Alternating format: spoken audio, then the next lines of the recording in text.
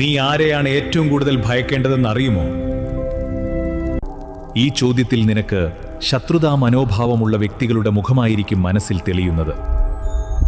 ശത്രുവിന് നിന്റെ ഏതവസ്ഥയിലും നിനക്ക് തിരിച്ചറിയാൻ കഴിയുന്ന വൈരാഗ്യ മനോഭാവമായിരിക്കും ഉണ്ടാവുക. എന്നാൽ നിന്നോടുള്ള കോപം മനസ്സിൽ ഒതുക്കിക്കൊണ്ട് നിനക്ക് മുമ്പിൽ ചിരിച്ചു കാണിക്കുന്നവരുണ്ട്. അവരെയാണ് നീ ഭയക്കേണ്ടത്. അവരൊരിക്കലും നിന്റെ കയ്യെത്താ ദൂരത്തുള്ളവരായിരിക്കില്ല. നിന്റെ അടുത്ത സുഹൃത്തുക്കളിൽ, കുടുംബ ബന്ധങ്ങളിൽ, ജന്മം കൊണ്ട നാൾ മുതൽ നീ കണ്ടു വളർന്ന അയൽക്കാരുൾപ്പെടെ നിന്റെ സ്വന്തം ഗൃഹത്തിൽ പോലും അത്തരക്കാരുണ്ടാകാം. നിനക്കൊരു വീഴ്ചയോ തളർച്ചയോ ഉണ്ടാകുമ്പോൾ നിന്റെ കൈ പിടിച്ചുയർത്താൻ ശ്രമിക്കാതെ ഉള്ളിൽ ആഘോഷിച്ചുകൊണ്ട് അവർ മൗനം പാലിച്ച് നിലകൊള്ളും.